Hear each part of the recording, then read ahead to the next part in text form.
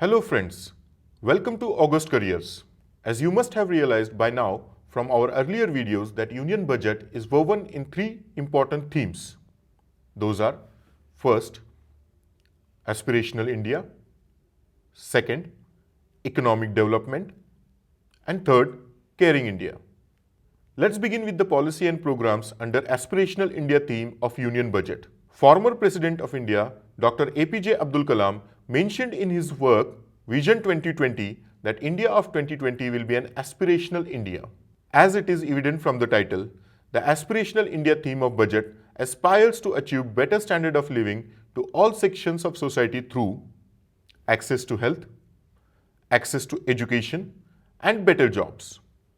To realize these objectives, three significant components were highlighted in the Union Budget of this year. First is agriculture, irrigation, and rural development.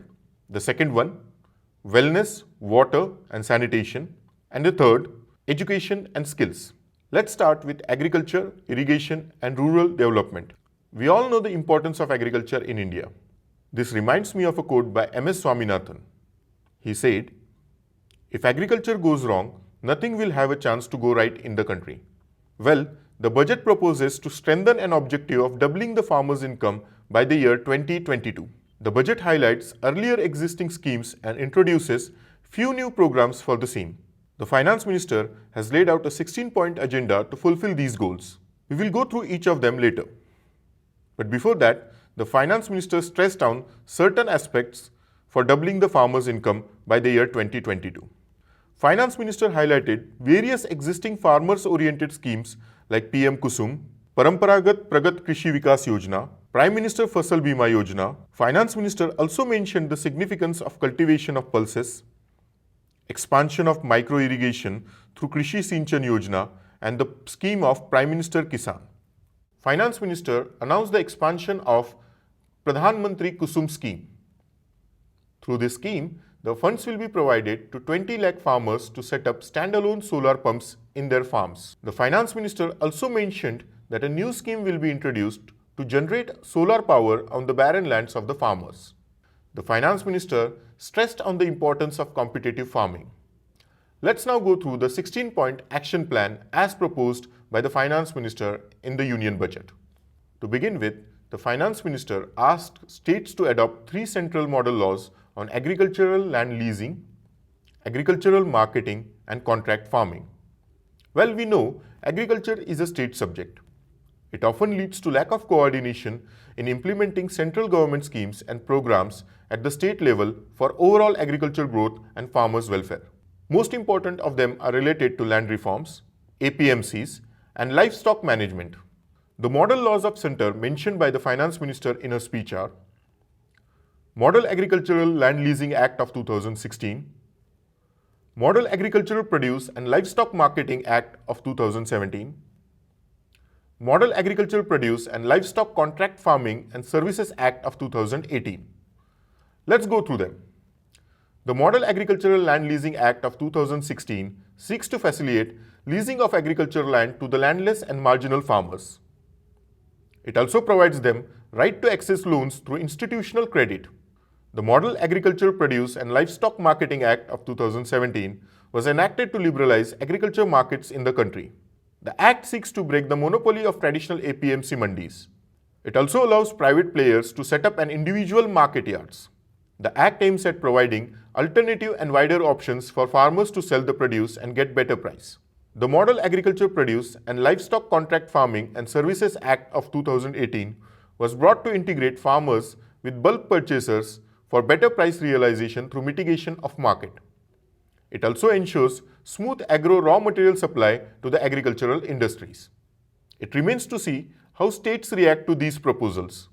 But at policy level, it is very important that laws of center and states are synchronized to help the farmers in real sense. Let's move on to another point. Finance Minister Nirmala Sitharaman announced comprehensive measures to address shortage of water in 100 water-stressed districts as part of 16-point action plan. The announcement comes in the backdrop of country struggling with one of the severe water crises in the decades. India's most water-stressed blocks are situated in Tamil Nadu, followed by Rajasthan, Uttar Pradesh and Telangana. with several other states reeling under drought-like conditions. Finance Minister highlighted the balanced use of fertilizers in her budget speech. Earlier, Center for Science and Development, a Delhi-based institution, conducted a comprehensive study of fertilizer sector. It identified policy gaps that lead to imbalanced use of fertilizers in country. While the desirable ratio of nitrogen, phosphorus and potassium application is 4:2:1, it is as high as 31.4:8:1 in Punjab.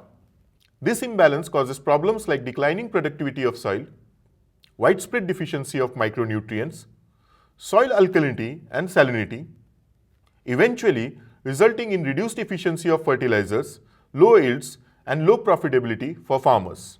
This shows an urgent need for promoting a balanced spectrum of NPK fertilizers. Simultaneously, efforts must also be made to increase use of organic manure.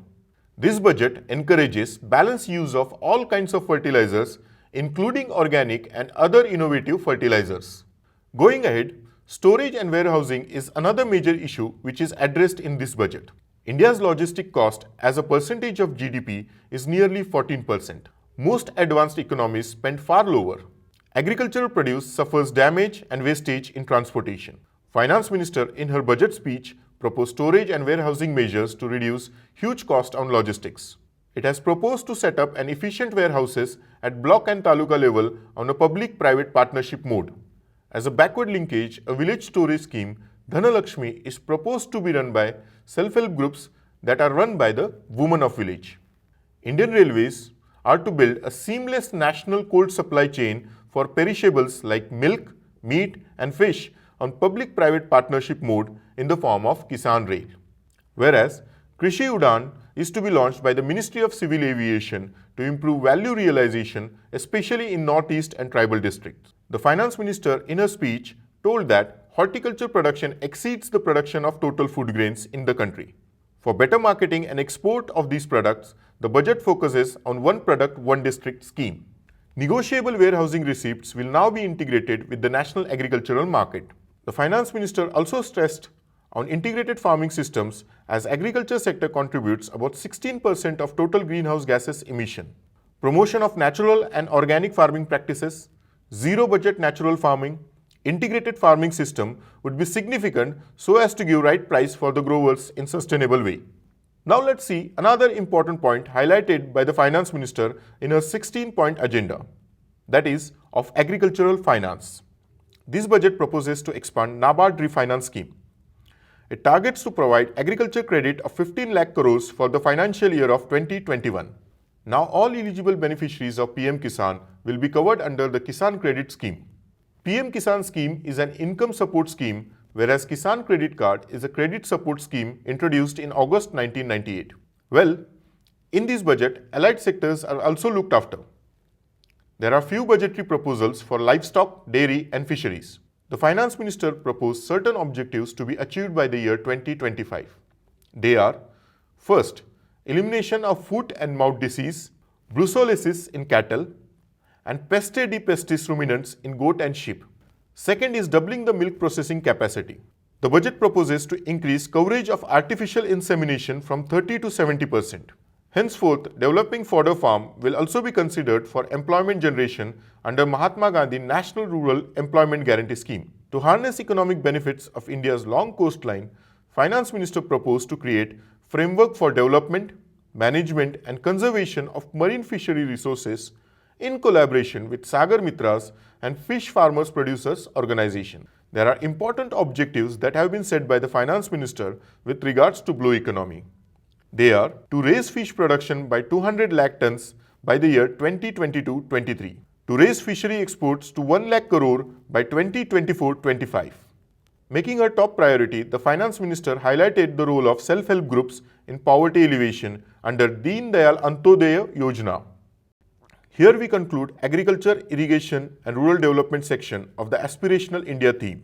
As you know, large number of announcements were made in past years to revive agricultural sector. However, the conditions were not improved as expected. The involvement of state governments is extremely crucial for proper implementation of central government schemes. For Finance Minister Nirmala Sitharaman, 16-point agenda is a novel initiative expected to harness untapped potential of Indian agriculture. It will help to achieve the objective of doubling farmers' income in 2022 and to boost the agriculture and make farming profitable. But certainly, the budget has focused on certain important aspects necessary for reviving Indian agriculture. With this, we end the first section of Agriculture, Irrigation and Rural Development, the first section of Aspirational India theme. Now let's move to the second important component of the Aspirational India theme, wellness, water and sanitation. Mahatma Gandhi had once said, "Sanitation is more important than independence." Budget 2020-21 also emphasizes wellness and sanitation. United Nations' 6th Sustainable Development Goal focuses on clean water and sanitation. It is critical for the survival of people. India, having 1/6 of the world's population, places equal access to essential health, clean water and sanitation services on top priority. Swachh Bharat Abhiyan was launched by Prime Minister in October 2014 to achieve these objectives. However, still some habitations in India have water quality issues. Contaminations of water by arsenic and fluoride is the most critical among them. Piped water supply coverage in India is over 50%. The objective is to have piped water supply in 90% of the habitations by year 2022. The Finance Minister in her speech stated that India has a holistic vision of healthcare aimed at the welfare of citizens. She highlighted the allocations for several health programs such as Mission Indradhanush and Pradhan Mantri Jan Arogya Yojana. The budget primarily focuses on 4 important aspects of health. They are preventive healthcare, medical infrastructure, affordable healthcare, and mission mode interventions for maternal health, child health, and to combat communicable and non-communicable diseases. Let's start with the preventive healthcare mission. The Indradhanush scheme was launched on 25th December 2014. It ensures full immunization with all available vaccines for children up to 2 years of age and for pregnant women against 8 vaccine preventable diseases. Now it is expanded to cover 12 diseases including 5 new vaccines. Next is medical infrastructure. The Finance Minister proposed nominal health cess to be imposed on the import of medical equipments to build health infrastructure. Jan Arogya Yojana, also known as Ayushman Bharat, is a flagship scheme launched on September 2018 to achieve vision of universal health coverage.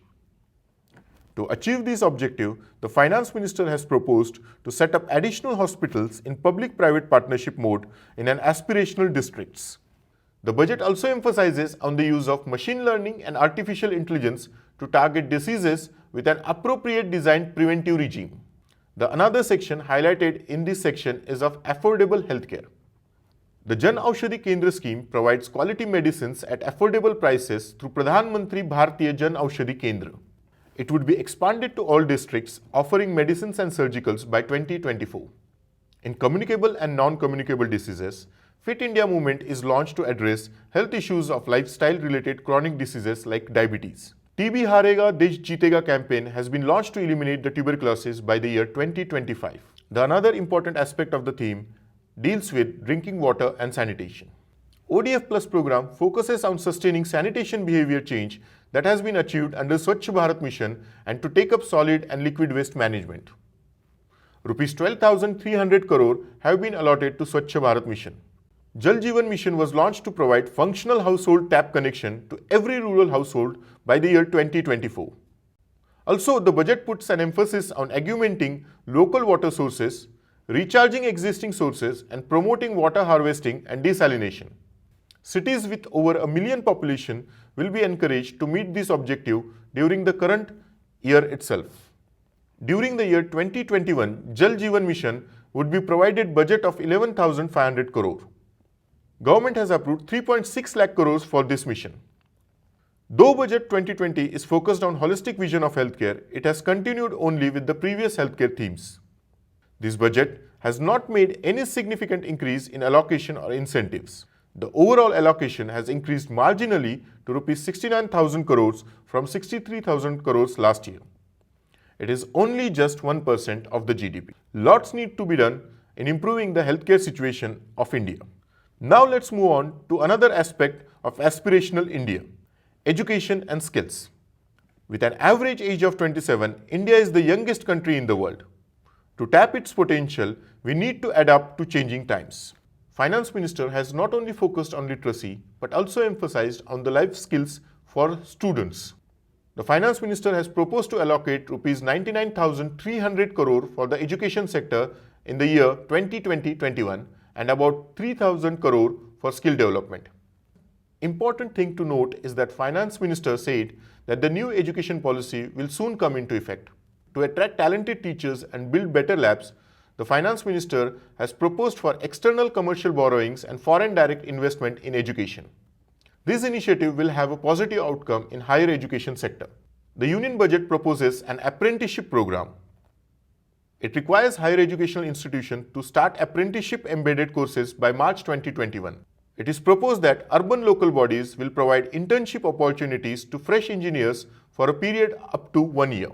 The Finance Minister, in her budgetary speech, also emphasized on the online education. For the online education, the institutions ranked in top 100 of the National Institutions Ranking Framework will provide a degree-level, full-fledged online education programs to students of deprived section of the society. The budget also proposes for establishment of INSAT. The budget has proposed to hold INSAT under Study in India program in Asian and African countries for ranking foreign candidates to receive scholarship for studying in Indian higher education centers. The Finance Minister has also proposed to attach a medical college to an existing district hospital in public-private partnership mode. Budget encourages large hospitals to offer resident doctors, DNB and FNB courses under the National Board of Examination. The budget has also proposed a special bridge courses to be designed by Ministries of Health and Skill Development. It aims to satisfy the demand of qualified and skilled nurses, paramedical staff and caregivers abroad. The Finance Minister has proposed establishing a National Police University and a National Forensic Science University. To realize the dream of $5 trillion economy, the workforce will have to be trained into several new age skills. The budget has taken certain definitive steps in the same direction. Well, we can say that the Finance Minister, through her Idea of Aspirational India theme, has desired to strengthen the fundamental sectors of economy. With this, we end the first theme of the Union Budget 2021, Aspirational India. Thank you. For more insightful videos, please subscribe to our channel. Also, don't forget to like and comment. Hit the bell icon to get the notifications.